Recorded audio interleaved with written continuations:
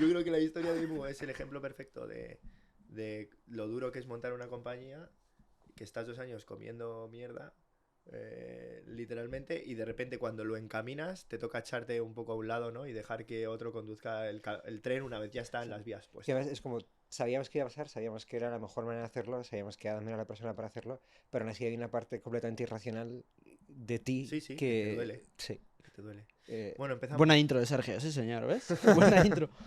Mario, explica, la última vez que estuviste aquí era Melio, un modelo completamente diferente a Imu. ¿Qué estabais haciendo antes? pues la última vez que hablamos, yo creo que estábamos en una fase bastante activa y bastante loca de Melio. Si recordáis, Melio era una plataforma que construimos en 2019-2020 para hacer pruebas diagnósticas a consumidores. Y yo creo que la última vez que hablábamos estábamos todavía en la ola y la locura de COVID, donde había muchísima necesidad de infraestructura para hacer pruebas, estábamos haciendo miles de pruebas al mes. Y por otro lado también estamos planteándonos un problema existencial de la compañía que era qué viene después. Porque la compañía no había nacido como una No, plataforma para hacer no. pruebas de De COVID. hecho, a lo mejor empiezo por eso. Es decir, Ujú. ahora mismo Melio ya no es Melio, es una compañía que se llama IMU Biosciences. IMU Biosciences es una empresa que está basada en Reino Unido, que está fundada oficialmente por mí y por dos científicos que son Adam y Tom. Y la compañía ha creado una plataforma y una tecnología para hacer análisis de alta resolución del sistema inmune. Es decir, en la práctica lo que quiere decir es que con una muestra de sangre eh, obtenemos información sobre miles y miles de tipos de células diferentes del sistema inmune y no solo eso, sino que además somos capaces de contextualizarlos en una base de datos. Es decir, no solo tenemos la información, sino que además somos capaces de decirte qué significa en el contexto de una población. Yo creo que hay dos cosas que estaría bien que comentaras. Una, o sea, lo importante que es el sistema inmune y lo que estáis haciendo para la medicina de precisión, que parece una de las cosas, ¿no?, que más va a revolucionar esto, que más está cambiando la medicina ahora. Y esto que hablábamos siempre de que el sistema inmune tiene un dinamismo que el ADN no tiene, ¿no? Que puedes influir sobre él de una manera cambiando ciertos hábitos y haciendo ciertas cosas. Y eso puede llevar también a otras soluciones o a otras situaciones. Sí, y yo creo que básicamente si pensamos en una de las grandes revoluciones que ha habido en los últimos 10 años, o yo diría que hay dos partes. Hay una que es eh, cómo ser capaces de obtener la mayor información de los pacientes en muchos aspectos y cómo poder relacionar esa captura de información con la selección y la monitorización de los tratamientos adecuados. Y es un problema que es especialmente relevante en oncología y especialmente relevante en terapias relacionadas con el sistema inmune. Básicamente, yo creo que hemos hablado de esto un millón de veces. El sistema inmune está relacionado con absolutamente todo, es increíblemente flexible y al mismo tiempo está relacionado, por un lado, tanto con problemas médicos graves y por otro lado con grandes promesas de terapias y tratamientos para enfermedades muy complicadas. Y quizás la enfermedad o el conjunto de enfermedades donde eso es más obvio y más claro es en inmunoterapia para oncología. Eh, ¿Qué es la inmunoterapia para oncología? Para la pues gente que no lo entienda o sepa.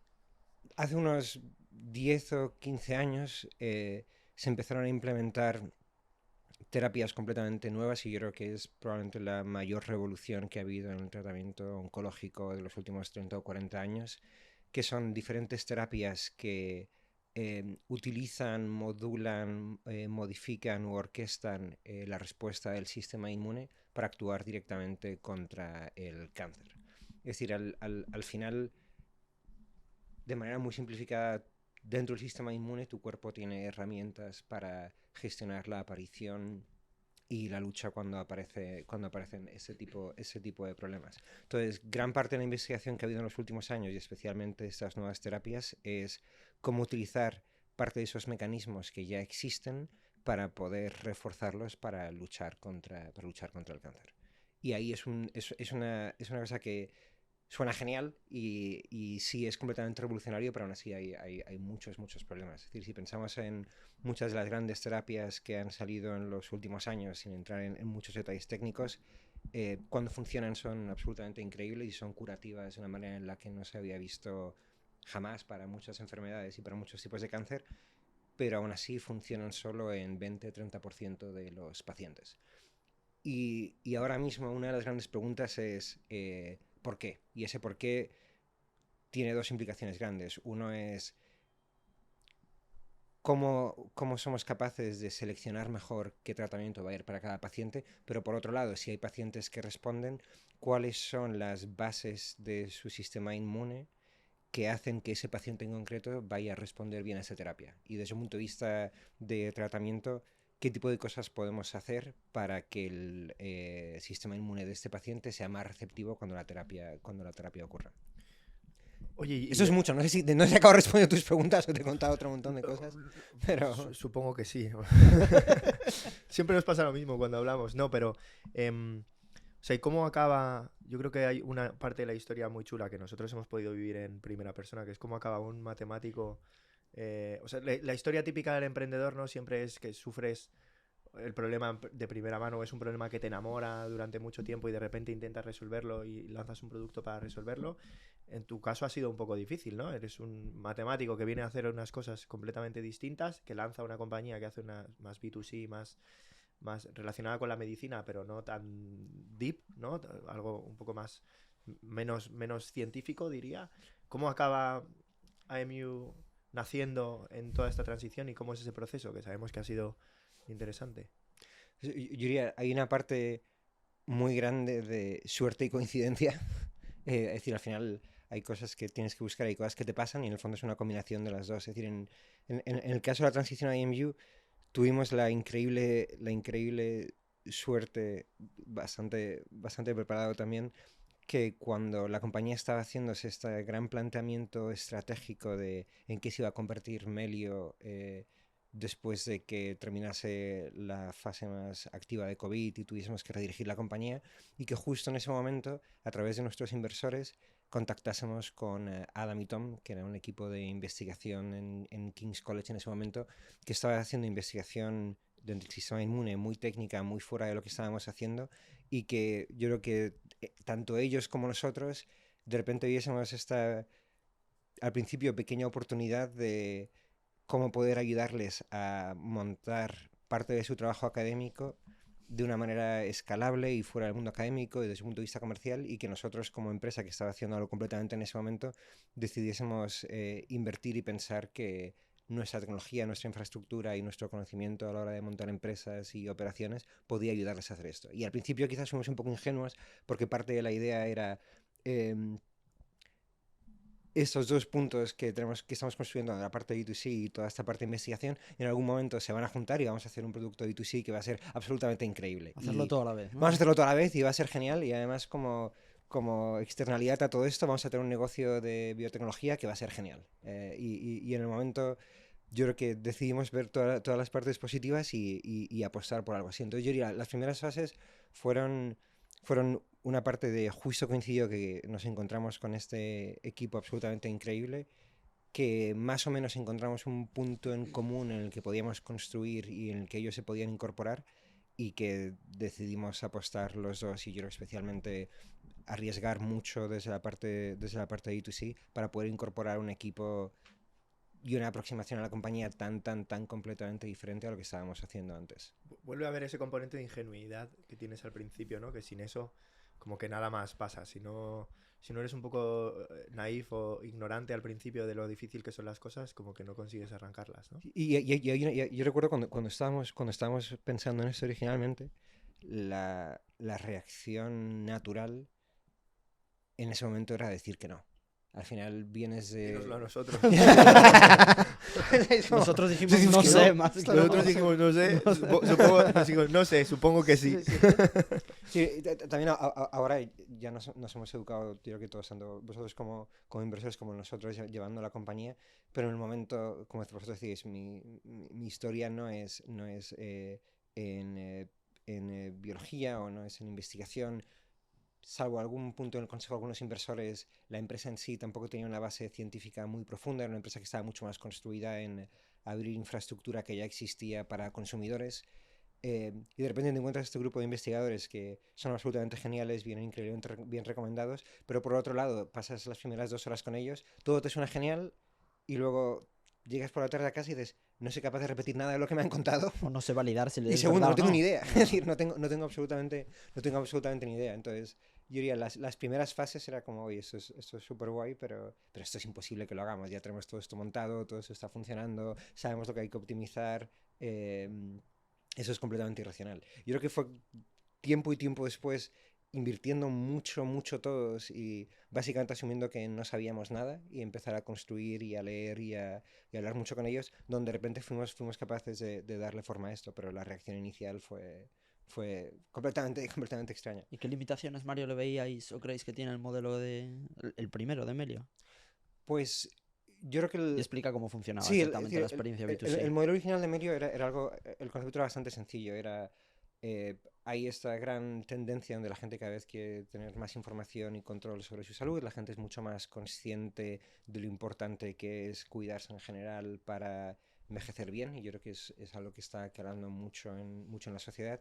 Y una de las hipótesis es, para poder hacer eso de manera adecuada tienes que tener acceso a información. Gran parte de esa información está en la sangre y la manera en la que tú como individuo que estás preocupado por tu salud y quieres controlar y monitorizarte, puedes acceder a esa información es muy limitada. Si hay un montón de barreras para acceder a estas pruebas, solo puedes hacer a través del médico, no tienes en ese momento no tenías muchísima información sobre qué significa cada una de estas pruebas y simplemente lo hacías para monitorizar. Eh, entonces la hipótesis inicial era esa. Y la transición al final de IMU fue... perdón, estamos hablando de las limitaciones. Es decir, las dos limitaciones eran, por un lado, un componente de demanda, y es como, oye, esta hipótesis de que esto va a pasar y que de repente la gente va a estar completamente intrigada por estos datos y que además va a tener la voluntad de pagar de su propio bolsillo este tipo de pruebas. Y hacerlo de forma Y recurrente. de forma recurrente, yo creo que yo creo que no se llegó a validar, y yo creo que ha habido varios modelos intentando hacerlo en Estados Unidos y en Europa. Yo creo que todos hemos llegado más o menos a la misma conclusión, y es algo que tiene mucho sentido, es algo que quizás hay un momento, no en un futuro muy lejano, donde vaya a pasar, pero ahora mismo en las condiciones actuales hay un tope sobre cómo es este mercado. Y probablemente vaya a cambiar, pero no es algo que vaya a ser inmediato. Y es algo que para poder cambiar es decir, lo que necesita pasar para poder cambiarlo va mucho más allá de lo que puede hacer una empresa por su propia cuenta. Es decir, O necesitas tener muchísimo capital o necesitas tener para muchísimo empujar. capital. E incluso teniendo muchísima capital es un problema muy complicado. Pero al final es algo que está es algo muy, muy profundo en el comportamiento de la gente con el sistema de salud. Eso no quiere decir que Melio no fuese un gran modelo. Yo creo que era más, quizás este no fuese el momento, y quizás el momento para algo así sea dentro de unos años. Eso es una parte. Y luego, la segunda parte del modelo era cómo conseguir llevar los economics del modelo hacia un punto que tuviese sentido. Es decir, al final interactúas con una infraestructura que ya existe, Los laboratorios. que son los laboratorios. Tienes que mover muestras de sangre, que no Tienes es que fácil. mover muestras de sangre, tienes que tener un componente médico que es complicado, y encima de todo esto, que es una estructura operacional y de márgenes compleja, son canales de adquisición que no son obvios. Es decir, puedes tener partnerships que sean muy interesantes, pero en la práctica estás compitiendo en un universo que es muy complicado, que es el universo de salud y wellness, donde en realidad hay muchísimos grupos diferentes invirtiendo muchísimo capital. ¿Cuánto cobrabais por cada análisis? Al consumidor, digo. Consumidor, yo entre 80 y 100 más o menos. 80 y 100. Y tampoco puedo dar muchos detalles en los economics, pero diría que Sí, los márgenes se comprimían bastante, ¿no? los márgenes más coste de adquisición, al final, para que el modelo funcionase, tenías que tener bastante fe en cómo iba a ser el ciclo de vida de los usuarios a medio y largo plazo. Yo mismo como usuario, o sea, yo creo que era un producto o sea, increíble porque te daba un montón de visibilidad, pero es verdad que pasa como cuando ves los resultados de tu test de ADN, ¿no? Tienes que estar preparado para procesar los resultados y no ir corriendo a urgencias porque te han salido un par de marcadores chungos, ¿no? Pero como producto, yo estoy de acuerdo, ¿eh? Creo que la tendencia sigue ahí. Nosotros seguimos viendo un montón de compañías que intentan resolver un problema parecido, con una aproximación a la experiencia del cliente quizá diferente, ¿no? Y todo lo que está haciendo Apple con los nuevos wearables, y esto es un poquito más cómodo que irte a sacar sangre a un punto de extracción y tal, a ver dónde nos lleva, pero o sea, como tendencia sigue teniendo No, sentido. y yo creo que hay como dos cambios de paradigma que pueden hacer que esto se acelere mucho más. Hay una parte que es si de verdad se consigue montar una infraestructura de extracción a domicilio, de autoextracción, donde las muestras son de suficiente calidad y cantidad. Eso es algo que sí que puede ser muy revolucionario, no para el sistema, no solo para el sistema. ¿Vas a contar cuando me cortaste el dedo? Vamos a contar cuando te cortamos el dedo en un por mil. Yo no te lo corté, te lo cortaste tú a ti mismo o te En lo un cortó alguien board que no era yo. En un board meeting. Pero- No pasa nada, tranquilo, te va a dejar de sangrar ahora, 2 horas más tarde. No. Pero sí, eso es un buen ejemplo. Entonces, si de repente hay una infraestructura para poder hacer esto en remoto o a domicilio de una manera mucho más fácil, eso yo creo que sí que es un cambio de paradigma grande. Y lo otro es, habrá un momento donde, y yo creo que nosotros estamos viendo solo una pequeña parte de eso, donde la pura infraestructura y costes y captura de información y la tecnología para poder capturar información cambiará y los economics probablemente cambiarán mucho. Pero yo creo que todavía no estamos ahí. Yo espero que lo lleguemos a ver en algún momento pronto, pero todavía no estamos ahí. Oye, Mario, y antes hablabas de avances en inmunología y lo que estáis haciendo, por ejemplo, en oncología. Estos avances, o sea, por qué el timing? O sea, ¿qué es lo que permite que esto ocurra ahora? ¿Son avances en hardware? ¿Son avances en software? ¿Por qué ahora?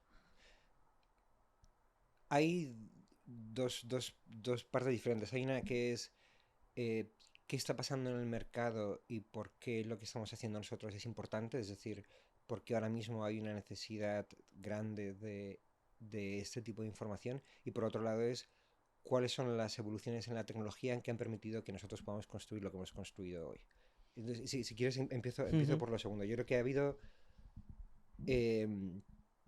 tres grandes cambios en los últimos años. Hay uno que es la pura tecnología y el equipamiento y la maquinaria y la sensibilidad de las máquinas que se están haciendo. Entonces hay una parte muy profunda y es, al final nosotros tenemos un proceso laboratorio. Ese proceso laboratorio está relacionado con máquinas que capturan determinado tipo de información, A partir de muestras de sangre, ¿no? aparte de muestra de sangre. Y ahora mismo hay nuevas generaciones de máquinas que con la inteligencia suficiente son capaces de capturar una cantidad de información que no tiene precedentes comparado con lo que se podía hacer en una generación anterior. Entonces, hay una parte grande y es captura de información o tener la posibilidad, porque es algo que luego hay que explotarlo, pero tener la posibilidad de hacer captura de información masiva a través de la pura maquinaria. Que estas maquinarias están disponibles para Esas maquinarias cualquier empresa. están disponibles y cualquier empresa las puede utilizar, pero al final eso encaja con el segundo gran cambio y es, al final la maquinaria o estos equipos lo que te van a dar es un flujo absolutamente salvaje y brutal de información numérica bruta que carece de significado. Entonces, la otra capa que es necesaria y que también ha cambiado mucho en los últimos años es toda la aproximación o todo el cambio de aproximación en data science, algoritmos, inteligencia artificial, como queráis llamarlos, que genera como nuevos modelos para poder procesar este tipo de información a escala. Mira, nosotros, por ejemplo, por cada muestra de sangre sacamos unos 40 millones de puntos de datos y estamos procesando cientos a la semana y tenemos varios miles en nuestra base de datos. Al final eso es una cantidad brutal de información. Tradicionalmente, cuando no había tantos datos, gran parte de esta tecnología necesitaba interacción con profesionales y expertos que lo acaban haciendo a mano. Entonces, uno de los grandes retos para poder hacer esto es cómo consigues montar un stack de tanto de laboratorio como de data science que te permite automatizar gran parte de esos procesos. Entonces, lo habéis visto seguro vosotros en un montón de compañías diferentes, pero gran parte de la revolución de los últimos años, tanto en procesamiento como en inteligencia artificial, que permite que estos modelos de repente empiecen a existir a escala y no de manera conceptual. Porque, o sea, yo creo que hablando un poco de esto que hacéis y de estos datos, cuéntanos también quiénes son, o sea, cómo son vuestros clientes, a qué vendéis y a quién vendéis, ¿no? Que yo creo que todavía no ha quedado muy Sí, claro. pues IMU ahora mismo tiene dos modelos de negocio. Hay uno en el que trabajamos con empresas farmacéuticas, empresas de biotecnología y equipos de investigación. Y básicamente el modelo que tenemos con ellos tiene tres partes. Por un lado, incorporamos sus muestras a nuestra plataforma, las procesamos y les damos toda la información bruta. Por otro lado, trabajando con ellos les ayudamos a crear modelos predictivos sobre lo que quieran predecir, y ahora os puedo dar algunos ejemplos de proyectos en los que estamos trabajando. Y por otro lado, tenemos nuestro propio equipo científico que trabaja con estas empresas farmacéuticas o empresas de biotecnología para ser capaces de traducir esta información y estos modelos en algo que es útil para el equipo que las va a utilizar. Al final yo creo que ha sido un gran reto en la industria de muchas empresas que son capaces de dar un montón de información, entregan la información, desaparecen, y es como, oye, genial, hemos pagado por este proyecto, pero al final tenemos unos números que están aquí y tampoco los vamos a poder utilizar para nada. Simplificando, llegáis, negociáis un número de muestras que os van a mandar, o ellos necesitan mandaros un número de muestras para que vosotros podáis aprender lo suficiente y dar los insights que ellos buscan. Sí. Y luego, ¿cómo cobráis? ¿Por muestra? ¿Por cobramos tanto por muestra como por proyecto, y especialmente por cada modelo predictivo que creamos, y luego siempre hay un componente adicional de servicio o consultoría de nuestro equipo. Es decir, Okay. al final es, pues, poniendo un caso concreto, a lo mejor trabajamos con una empresa que está desarrollando un producto de terapia celular y quiere responder algunas preguntas importantes sobre su proceso de fabricación y la consistencia de su producto. Al final nosotros recibimos 30, 50, 100 muestras de producto, las procesamos, ellos nos pasan información de eficacia o de expansión en el proceso de fabricación y les ayudamos a entender cómo los datos de su producto y de las muestras que hemos recuperado en el proceso se relacionan con estos factores, y les cobramos por cada muestra y por cada uno de los algoritmos que generamos para ellos. Pero hablamos de empresas gigantes, ¿no? Y de muchos cientos de millones. ¿Por qué no lo hacen ellos?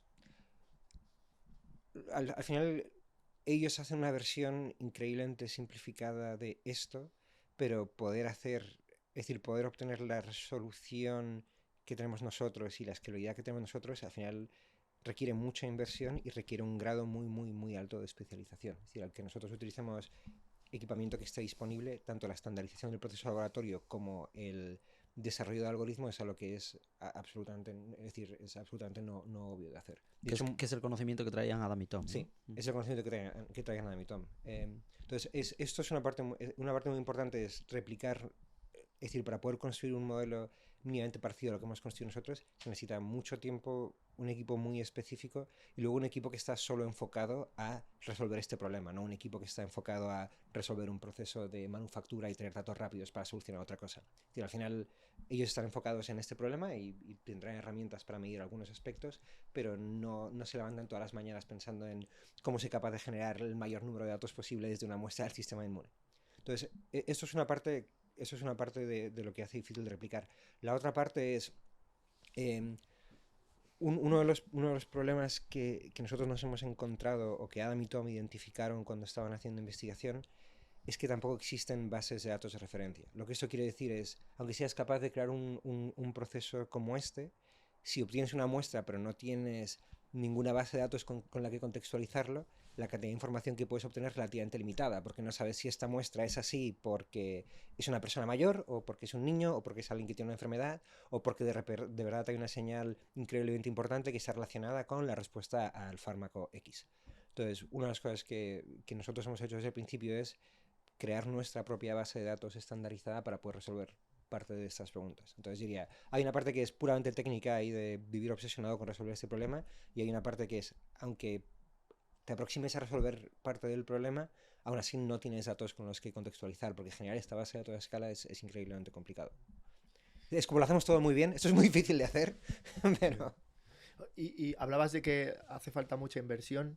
O sea, ¿hace cuántos años que invertimos en la pandemia fue, ¿no? El 20, yo creo. 3,5, 4 años puede hacer ya. Sí, en mi mente parece mucho menos y mucho más. Sí, a la vez.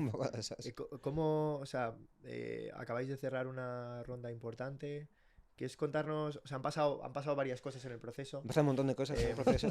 Diré que esto, si no quieres que luego salga, lo cortamos, pero Diré que a mí no me había pasado nunca de estar en un board meeting cerrando una ronda, que haya una persona en el board que después del board diga, oye, queda hueco en la ronda, Que quiero meter más. que quiero meter más y meta un poquito más. Luego ya decides si lo cortamos o no, pero No, no, fue, no, está bien, está bien. fue un momento Pensé que ibas a mágico. decir algo malo, esto se puede contar. No, esto ¿sabes está lo que bien. pasa? Que normalmente el primer board es el oh shit moment, ¿no? De repente dices, ¿dónde me he metido? En este caso yo creo que fue al contrario, que se ve muy pocas veces.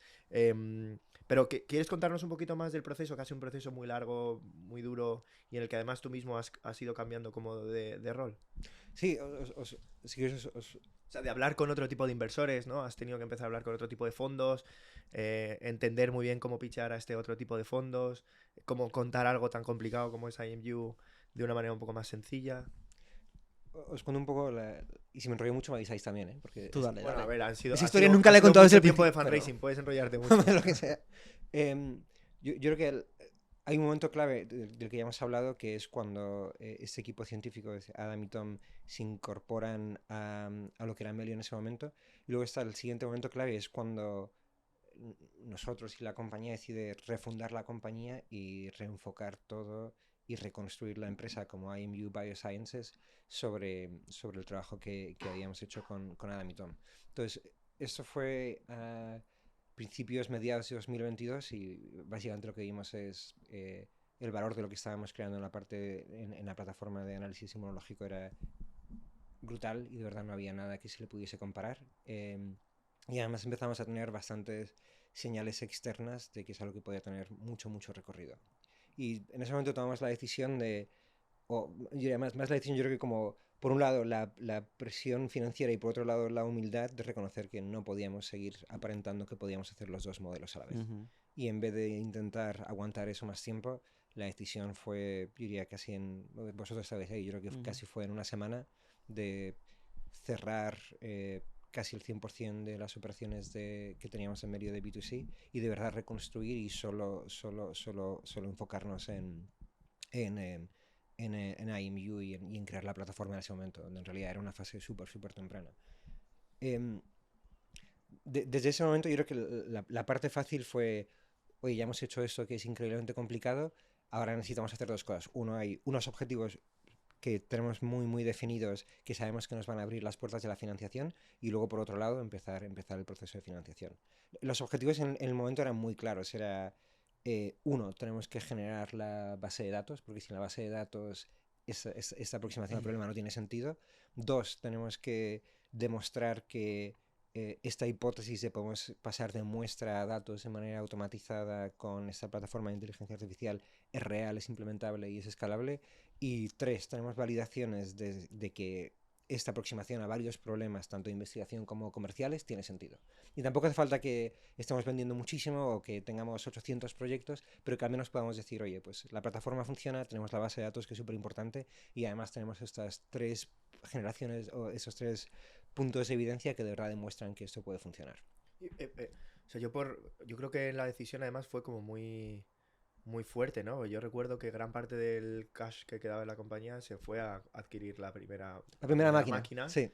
Cuando todavía nadie sabíamos si íbamos a poder validar eso, ¿no? Bueno, vosotros, yo creo que todos creíamos que se podía hacer, pero yo creo que fue una decisión muy valiente. Yo creo que el proceso está lleno de decisiones valientes como esa, y esa yo creo que fue una de las primeras. Yo creo que sí. Ahora lo cuento mirando hacia atrás y parece que somos todos súper listos o que yo era súper listo en el momento y que de verdad esto tenía sentido, pero en el momento fue una auténtica locura y fue muy difícil. Yo creo que desde el punto de vista personal, porque en el fondo hay una parte que es no asumir que te has equivocado, pero asumir que a lo mejor la cosa que te estaba llevando a crear la compañía ha cambiado y es diferente y hay que revisarlo. Hay otra parte de asumir que es algo de lo que no sabes, es decir, al final tienes que fiarte mucho de gente, pero también tienes que tener el compromiso de educarte mucho en hacer esto. Nosotros nos fiábamos de vosotros a No, ojos yo ciegos. recuerdo ese comité en el que contamos que se iba a comprar la máquina, ¿no? Nos miraba todo el mundo como...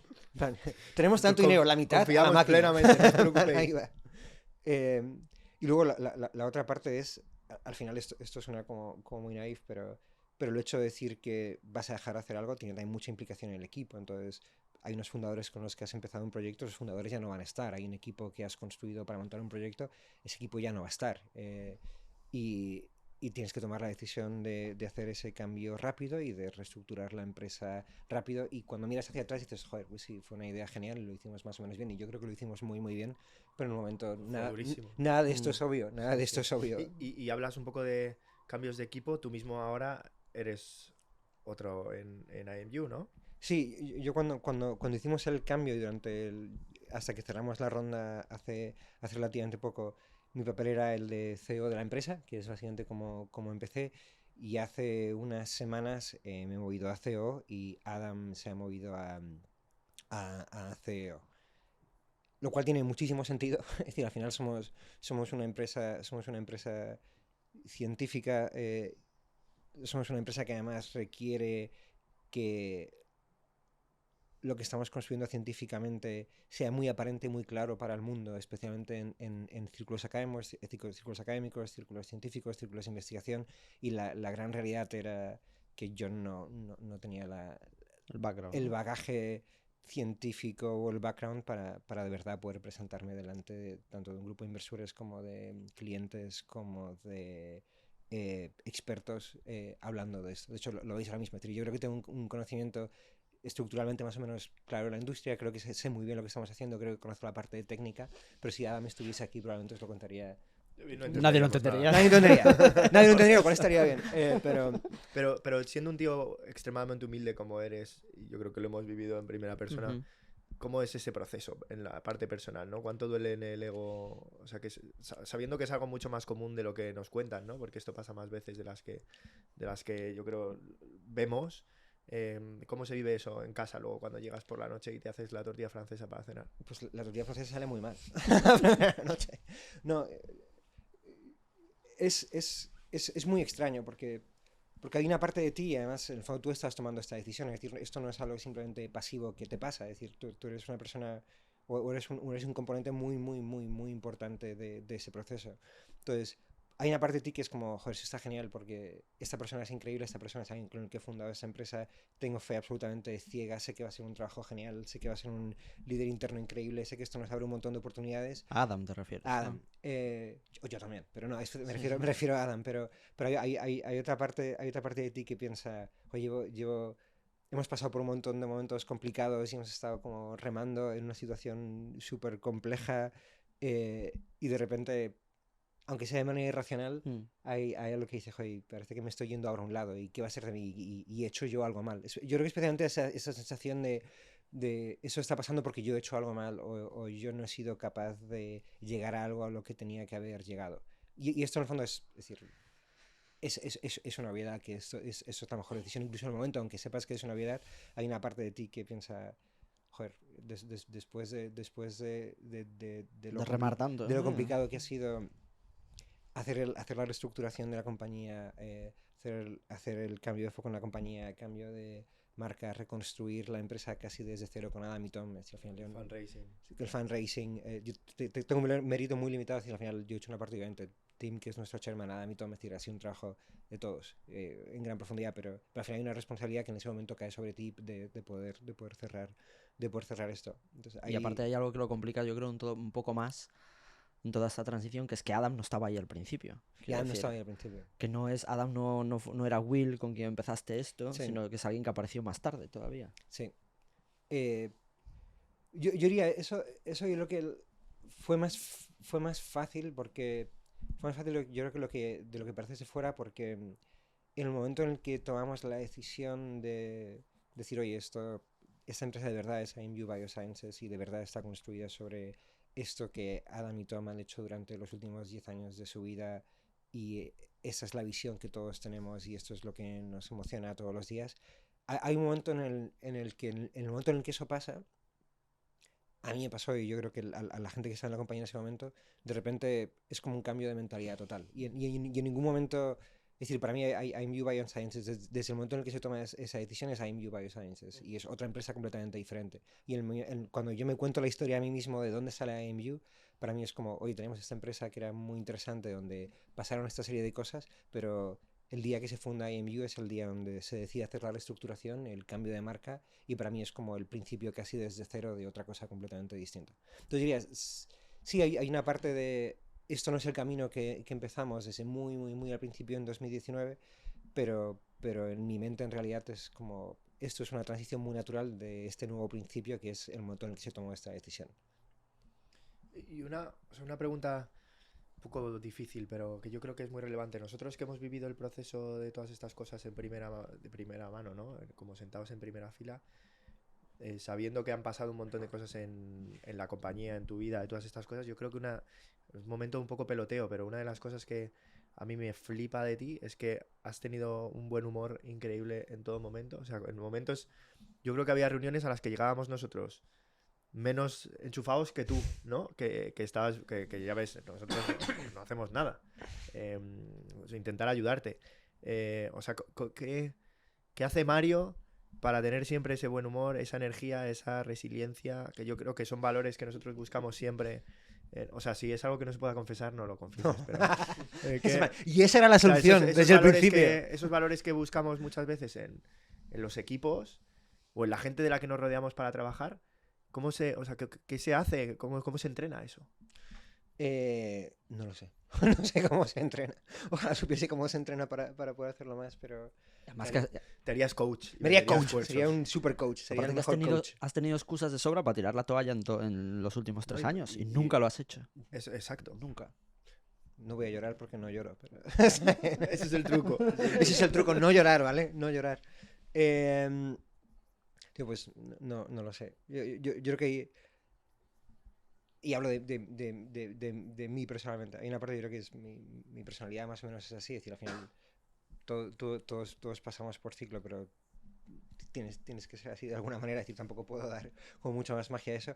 Hay otra que es... esto es muy importante. Esto alguien lo tiene que hacer. Tenemos la oportunidad de hacerlo. Lo que estamos haciendo con ellos. Sí. Y es una fuerza que te empuja mucho más. Sí, como la responsabilidad de hacer algo. Sí, es como es una responsabilidad de que primero Adam y Tom, que son personas increíbles, han invertido toda su experiencia en esto, y luego es un problema muy importante. Alguien lo tiene que hacer. Es algo que va a funcionar, y cuando funcione va a ser muy importante para mucha gente. Y esto es la típica cosa que escuchas en las entrevistas o lees, y es como, no, pues es como esta parte que era tan fundamental de este problema que resolver, y como esta pasión. Y en el fondo, joder, yo creo que en este caso es verdad. Yo creo que en este caso es verdad, y es algo que creo que no había sentido en mi vida profesional jamás. Creo que había hecho proyectos que me emocionaban o que me parecían muy interesantes, pero creo que no había llegado nunca a este punto de joder, es que eso tiene que pasar, y yo puedo ayudar a que esto pase, y entre todos tenemos que hacer que esto pase, y no existe la posibilidad, o no podemos asumir que existe la posibilidad de fallar, porque esto es demasiado importante como para que lo dejemos caer. Que al menos yo lo sentía así, y creo que Adam y Tom también. Yo creo que la otra parte es, sino que vas a hacer llorar todos los días. Entonces, en la parte que era como, Adam y Tom son muy divertidos, yo creo que en general todos somos bastante activos, y yo creo que es mucho más fácil, incluso cuando estás pasando una época así, hacer que la empresa y que la gente con la que trabajas se mueva hacia adelante con esa visión positiva de... Joder, primero, todo es difícil, pero la vida tampoco es tan miserable, y tenemos al menos la suerte de estar pudiendo trabajar en este proyecto, aunque sea una situación muy complicada. Y luego es mucho más fácil hacerlo cuando estamos más o menos riéndonos y empujando y motivados, que si estamos llorando por las esquinas. Que alguna vez hemos llorado por las esquinas también, ¿vale? pero es un poco distinto. Y has mencionado a una persona que yo creo que ha sido fundamental en toda la historia de Melio, pero sobre todo probablemente más en el último año, que es Tim Haynes. Y de hecho, nosotros lo hemos comentado muchas veces. Yo creo que de las 80, 90 compañías que tenemos en el portfolio, en pocas funciona, o sea, tenéis un board tan funcional y tan bien estructurado como Melio, o como Ibu, perdón. Y en pocas hay un individual tan empeñado en que funcionen las cosas y tan convencido en hacerlas funcionar, ¿no? Sí, y con tanto skin in the game, a todos los niveles. Sí. Tim yo creo que es un... Es decir, ¿y quién es Tim? Tim es ahora mismo chairman de Melio, y su historia... IMU, Dios santo. Es que además llevo sin decir Melio 2 años, y ahora me estáis haciendo decir Melio sin parar. No he dicho Melio de verdad desde hace un montón. Tim es chairman de IMU Biosciences, y antes, es decir, en paralelo ha tenido una carrera de mucho éxito en en fondos de Life Sciences, en Abingworth y también después en la adquisición en Carlyle. Pero yo creo que, aparte, Sherman es inversor, que ha Sherman hecho inversor. su propio dinero. Sherman inversor y él ha invertido de personal. Yo creo que, es decir, aparte de que Tim tiene una red de contactos que es absolutamente espectacular, lleva 20 años invirtiendo en esto, entonces entiende muy bien los problemas, está en varios boards, habla con un montón de empresas, entonces tiene un conocimiento bastante interesante de hacia dónde va la industria, pero luego también tiene un concepto bastante interesante de qué cosas no funcionan y qué cosas necesitan ser arregladas. Que eso para nosotros es muy importante, porque al final dices, joder, hemos montado esta plataforma que es increíble, puedes resolver 800 problemas diferentes, por dónde empiezas, cuál seleccionas, cuál es la primera propuesta de valor. Entonces, tener alguien como Tim que tiene este conocimiento y puede decir, oye, yo creo que esos 3 problemas son 3 problemas que de verdad necesitan una solución ahora mismo y vosotros los podéis solucionar mañana. Sin Tim para ayudarnos con algo así hubiese sido infinitamente más complicado poder ¿Dirías empezar. que ese es el papel de un chairman en una startup en esta fase, que es algo que no solemos ver muy habitualmente? Yo creo que Tim, yo creo que el papel de Tim yo creo que es un poco más amplio. Al final, Tim, aparte de esto, ha montado empresas, ha llevado empresas, ha sacado empresas a bolsa. Es decir, él al final ha vivido este ciclo desde muy, muy, muy al principio hasta muy, muy, muy al final. Yo creo que el papel de Tim quizás sea algo excepcional para un chairman. Es decir, no es como en otras empresas, yo creo que vosotros lo habéis visto, donde a lo mejor el papel del chairman es como organizar la discusión, hacer que las cosas avancen, garantizar que todo el mundo tenga la oportunidad de eh, hablar sobre los problemas que encuentra. Yo creo que Tim es una persona mucho más activa, por un lado, por este conocimiento estratégico, y luego, por otro lado, es, como ha pasado por estos ciclos, es capaz de identificar cosas que la empresa necesita ahora que a lo mejor no necesitaba hace 6 meses. O empieza a ser capaz de pensar en cosas que la empresa va a necesitar en un año y medio que a lo mejor ahora no necesita. Por ejemplo, hoy es muy importante que empecemos a cambiar nuestra aproximación comercial y para esto necesitamos este tipo de individuos y la manera de llegar a este tipo de individuos es utilizando ese tipo de firmas y de verdad esta es la mejor manera de hacerlo, vamos a hablar con estas firmas y o estas firmas de recruiting lo vamos a hacer, o estamos en un momento de la compañía donde de repente IP ha pasado de ser más o menos importante a ser absolutamente fundamental. Entonces ayudarnos a identificar los problemas, cuáles son los grupos con los que podemos trabajar, cómo empezar a definir nuestra propia estrategia de IP de una manera más clara. Es decir, Tim, yo creo que en ese sentido es una persona bastante única como chairman por eso, porque no es decir, ha pasado por esto 800 veces, lo ha visto 800 veces, y yo creo que es especialmente bueno en decir, esto ahora no es importante, pero dentro de 3 meses lo va a ser. Entonces, como dentro de 3 meses lo va a ser, vamos a empezar a planear. Y además con un conocimiento muy, muy, muy específico de la industria en la que trabajamos. Vamos, es un espectáculo. Sí, sí, los boards son un espectáculo. Los boards son un espectáculo. Sí, son buenísimos, vamos. Aparte de no entender mucho. No, pero desde el punto de vista... O sea, solo por el esfuerzo que hacéis para que los inversores menos científicos entiendan lo que estáis haciendo y, y los avances, ¿no? Porque al final estas compañías se mueven a otro ritmo. eh, o sea, marcar esas diferencias yo es algo que creo que Tim ha ayudado mucho. Todo el consejo ha ayudado No, mucho. yo creo que sí. Y creo que también ha habido como... Es decir, vosotros estáis muchos consejos también y supongo que habréis visto un poco de todo, pero yo creo que desde el punto de vista de la empresa hay como dos maneras de afrontar el consejo. Hay una visión que es, nosotros sabemos muy bien lo que hacemos, tenemos este consejo que cada X meses tenemos que presentarles algo y es un rollo y hay que prepararlo y lo vamos a hacer y lo vamos a empujar y sí, algunas cosas administrativas que tienen que pasar. Y yo creo que la aproximación que tuvimos nosotros desde muy, muy, muy al principio fue un poco diferente, que fue, sí, sí es muy importante preparar buen material para el consejo porque hay que tener a los inversores informados y hay que garantizar que la discusión durante el consejo va a ser lo más valiosa posible, pero por otro lado, era como, esto es una oportunidad muy buena para que nosotros que estamos en la empresa, cada X tiempo nos obliguemos a parar y repensar muchas de las cosas que estamos haciendo, porque la obligación de contarle a alguien qué es lo que está pasando, cuáles son los proyectos importantes, cuáles son las prioridades, qué funciona y qué no funciona, es una oportunidad muy buena como equipo para poder replantearte tu propio trabajo. Entonces, nosotros yo creo que le dedicamos mucho, reconocer, le dedicamos yo creo que probablemente más tiempo que otras compañías a preparar ese tipo de cosas, porque lo vemos también como un ejercicio interno bastante profundo para esto. No, es un gusto, los materiales son un gustado. Oye, te iba a preguntar una última cosa, Mario, y lo has mencionado. ¿Por qué la parte de IP es fundamental? Te lo pregunto también porque nosotros, obviamente, en K no estamos acostumbrados a que sea tan fundamental en las compañías en las que invertimos. Explica un poco esa parte. Eh, Dentro de mi maravilloso conocimiento del último año y medio avanzando en este mundo. No, y de hecho, yo Pero- creo que del último board que tuvimos Sí. en Londres fue una de las conclusiones que sacamos Sergio y yo. Es decir, que, o sea, que os pasasteis un rato largo hablando de IP y patentes. Sí, yo creo que es decir, al final, lo que hablamos al final, IMU trabaja con muchos grupos de investigación, trabajamos con empresas privadas, generamos nuestros propios datos y en ese proceso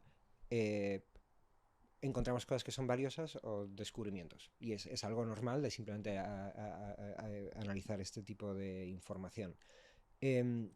La parte de IP, cuando estás en el centro de donde pasan este tipo de cosas, es muy importante por dos motivos. Primero, te permite poner nombre y poner en una caja a estos descubrimientos de una manera que luego te va a permitir ayudar a comercializar todo este conocimiento que estás generando. Es decir, por ejemplo, la manera más segura de poder entrar, especialmente en cómo va a evolucionar el negocio, un partnership para el desarrollo de un producto diagnóstico, un producto para monitorización, lo estoy simplificando mucho, pero es poder tener eso recogido y paquetizado y relativamente estructurado para que cuando estás en ese proceso, primero tengas algo a lo que referirte y segundo, sea algo que sea muy fácil de transferir como un activo. Y la otra parte también es que protege tu capacidad para a largo plazo operar en determinadas áreas. Es decir, si nosotros queremos entrar no voy a entrar en detalles muy específicos, pero si de repente nosotros queremos entrar como IMU para desarrollar nuestros propios activos en una indicación muy, muy, muy concreta, el hecho de que ya parte de ese espacio esté copado por diferentes patentes, a nosotros hay escenarios en los que nos puede hacer la vida más difícil. Es decir, al final puedes decir, joder, estamos montando esto que puede generar mucho valor y que a lo mejor puede entrar o se puede construir un modelo económico sobre esto con algún partner o directamente a IMU en unos cuantos años, pero el hecho de que existan todas estas piezas o patentes diferentes pueden restringir mucho nuestra capacidad para operar o para poder construir un modelo de monetización. Entonces, parte por el que IP es importante es para poder prevenir que esos escenarios ocurran. Es decir, que antes incluso de que entres en estas indicaciones o cuando estás entrando en estas indicaciones, que más o menos tengas ya la capacidad de proteger cuál es el espacio en el que vas a operar. No sé si me explico. Hay una parte que es generar estos activos y como son unos activos que pertenecen a la empresa, puedes transaccionar o monetizar y puedes proteger, y por otro lado defines tu área de trabajo y quitas un poco de riesgo de que diferentes componentes o empresas o grupos externos puedan limitar tu capacidad de operar en determinados ámbitos. Entendido. Oye, no nos dejamos nada al tintero, ¿no? No, yo creo que es súper, o sea, es que a mí la historia de esta compañía me parece un espectáculo. Yo creo que nos hemos dejado cosas por el camino, pero todas las cosas que os han pasado y todas las cosas que habéis tenido que vivir, ¿no? Algunas por elección y otras que escapaban al control. O sea, de una compañía tan cerca de lo que ha pasado en el COVID y con tanta capacidad de poder hacer que eso fuera un poquito menos complicado y estas cosas, vamos, es que han pasado mil cosas en muy poco tiempo. Han pasado mil cosas y tampoco quiero que se me olvide, y eso tampoco es para haceros la pelota a vosotros, pero... Esto lo cortamos. Esto se corta. Eso se puede cortar. Bueno, Dilo, no, no, hombre, era pero, broma. pero, tío, al final ha sido una época ultra complicada. Y Keyfan ha estado siempre ahí. Es decir, sí, puedes decir, pues no, pues al final da igual. Es decir, da completamente igual. Y yo creo que vosotros dos especialmente habéis estado apoyando mucho, en muchos sentidos. Será porque no entendíamos mucho. No, pero lo digo de verdad, lo digo de verdad. Hemos apoyado mucho en la fase que conocíamos más. Que conocíamos más. Yo creo que vuelve a ser lo del principio, ¿no? Que al final invertir en compañías tan tempranas, al final inviertes en la gente muchas veces más que en otras cosas, ¿no? O la gente pesa un poco más. ¿Cómo fue para vosotros cuando estábamos haciendo todo este cambio al principio? Tenía que ser como, bueno, nos fiamos de ellos, Dios dirá. Sí, no parecen sí. unos cafres. Era mucho. O sea, yo creo... Dale, Sergio. Dale. No, yo creo que hay algo fundamental, que es la confianza que se había generado antes, con todos los 2 años anteriores, antes del pivot a IMU. Y después yo creo que es, o sea, fiarnos mucho de, o sea, de ti y de Tim, porque a Adam y Tom lo conocíamos mucho menos, pero es mucho confianza en vosotros dos. Sí, y que esas señales que, o sea, fuisteis muy transparentes dándonos las señales sobre cómo decapado estaba el potencial del modelo de Melio El anterior. anterior. Y cuando piensas en cómo construir una compañía grande con más impacto, o sea, sonaba muy bien. Ujú. Sonaba muy bien. A pesar de que la visión inicial incluso de AMU fuera distinta de la que es ahora, ¿no? Y fuera más, como decías, más B2C, más de democratizar esta capa de información, sonaba muy bien. Y hay un componente, yo personalmente, muy egoísta también. No sé si es egoísta, pero que a mí me encanta tener la sensación de lo que decías tú, ¿no? De estar trabajando de algún modo cerca de un equipo que está intentando resolver algo con un impacto tan heavy sobre las personas. Y tan fundamental, ¿no? Como es lo que dices, toda la relación con oncología y todo lo demás que no habéis descubierto todavía, ¿no? Y luego es interesante verlo desde la barrera. Es un modelo de compañía muy diferente al que estamos acostumbrados. Es casi, lo hablábamos en el último consejo, sois como una máquina de investigar que va sacando pequeñas, pues lo que decías, ¿no? Pequeñas conclusiones en el camino y generando valor con ellas, cuando lo que solemos ver es un poco distinto. Y ese viaje es un viaje precioso también, que por qué nos íbamos a querer perder. Ujú. Y prometo ya es lo último, pero yo creo que cuando habláis de cosas que ha sido un poco cambio de mentalidad, yo creo que eso ha sido algo que a mí me costó mucho al principio.